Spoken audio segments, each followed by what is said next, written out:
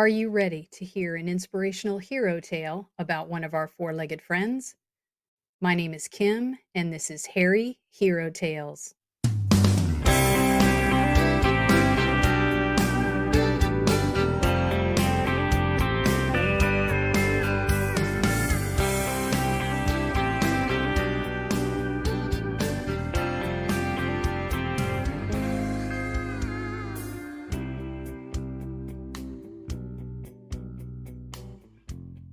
Welcome to this special bonus episode of Harry Hero Tales Animals to the Rescue, Season 2.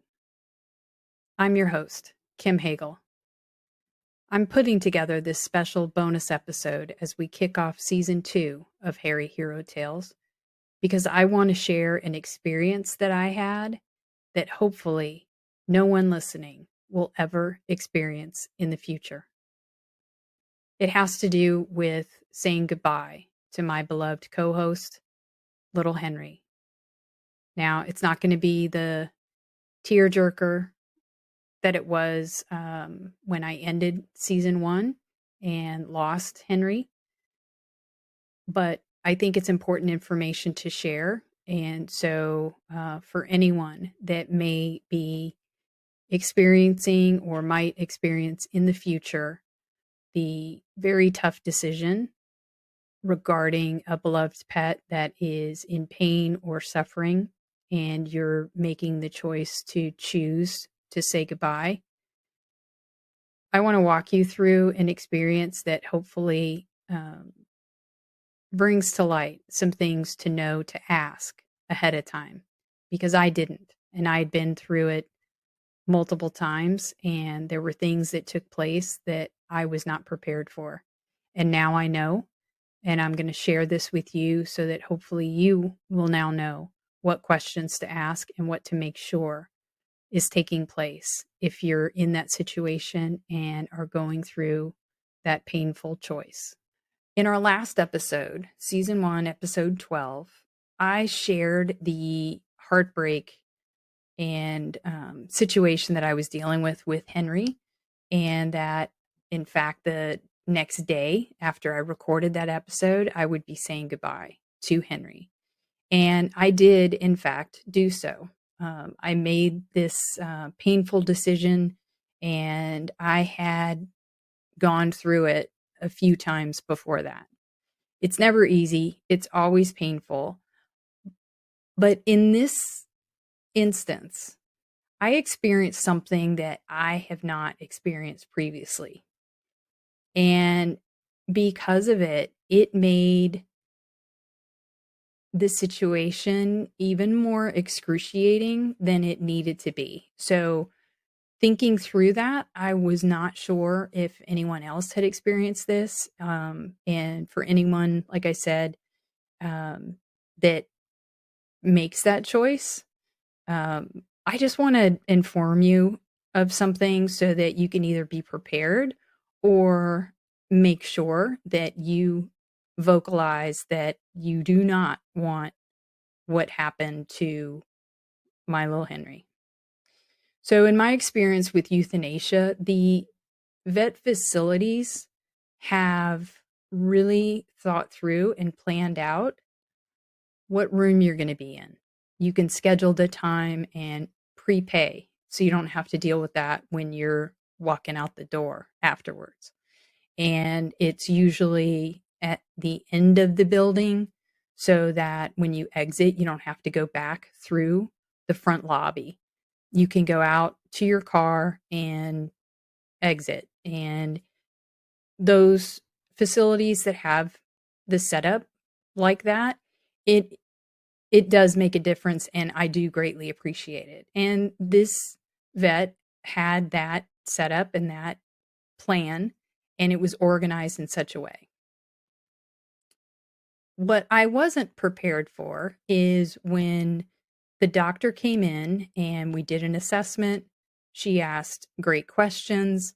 I explained to her what was going on. She had looked at his records and saw the growth that was on his heart and agreed that this was definitely going down a path where his pain and suffering was only going to increase and increase exponentially. So she agreed with the decision. And then she got the medications, basically the syringes, prepared, came into the room. And what I'm used to, what I've experienced in the past, is they usually take the animal to the back and they will put in an IV and either start the sedation at that point just to where it makes him a little comfortable. Most of the time they don't do that. They bring him back in. He's still awake, so you can say goodbye. He or she's awake. So in this situation, they did not do that.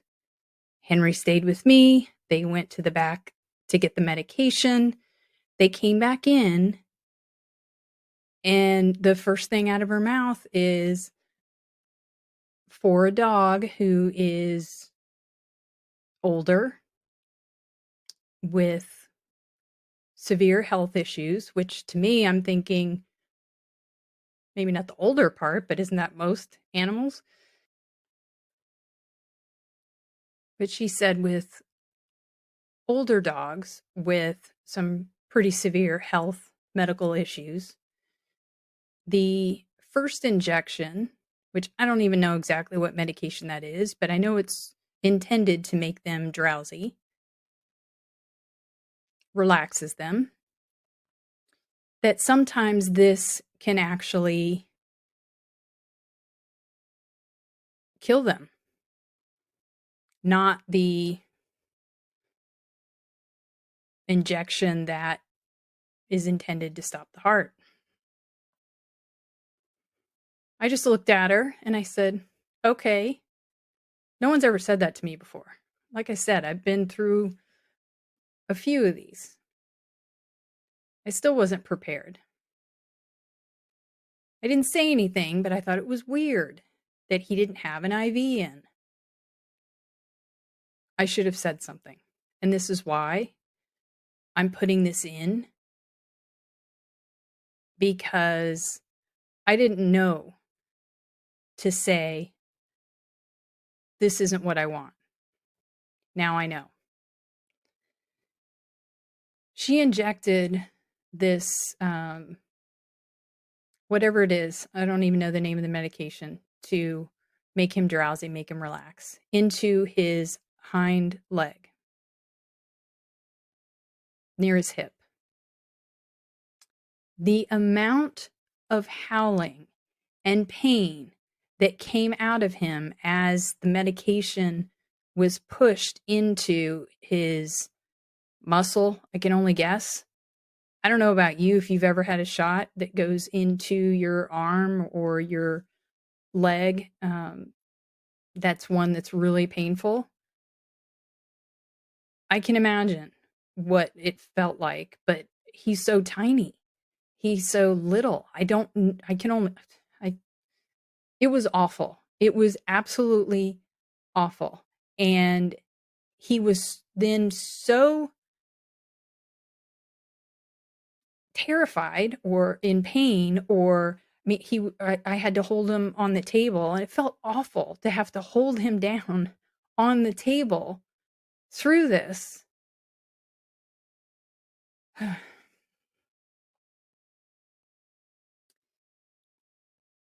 Henry couldn't relax.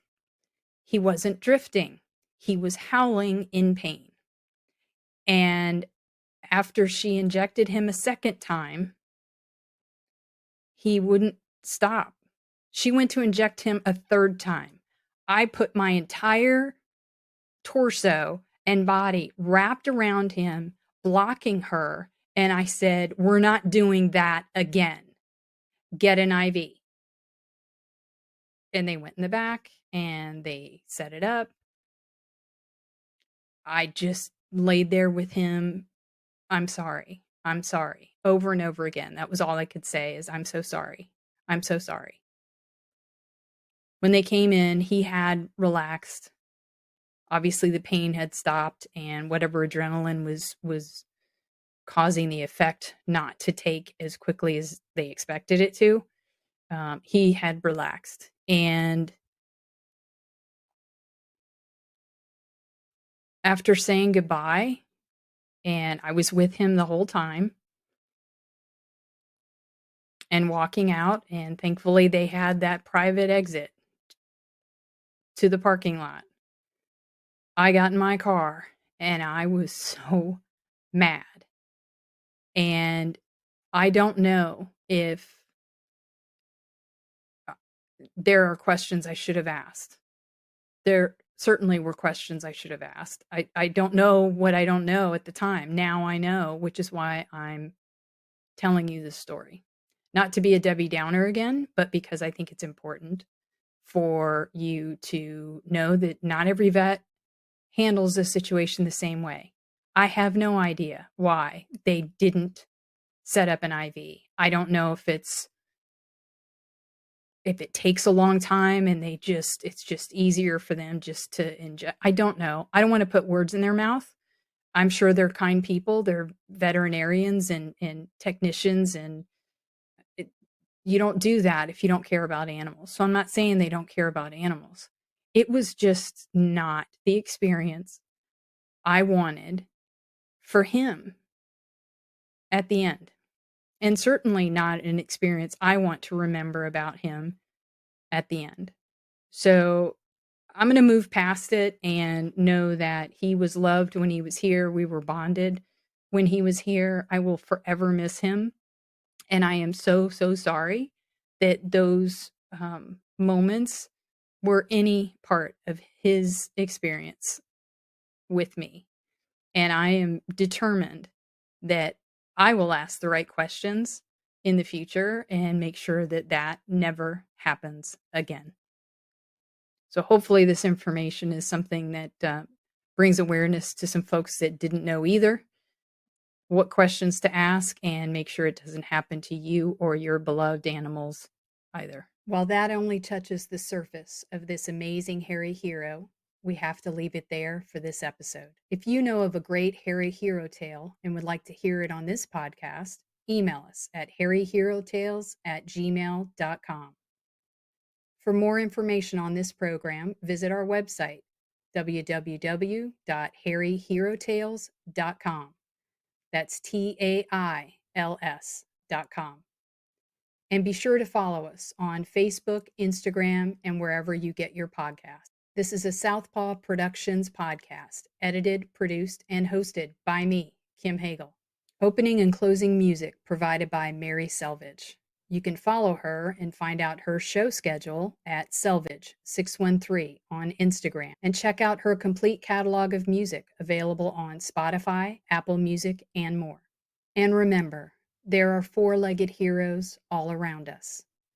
Who knows, you might even adopt one. I've adopted many little heroes from some amazing rescue organizations, and I've featured two on my website: the All-American Dachshund Rescue and the French Bulldog Rescue Network. If you're looking to rescue your next hero or would like to help with transport or financial support, I highly recommend both of these organizations. Neither are affiliated with this program in any way, but they both have my sincere gratitude and support.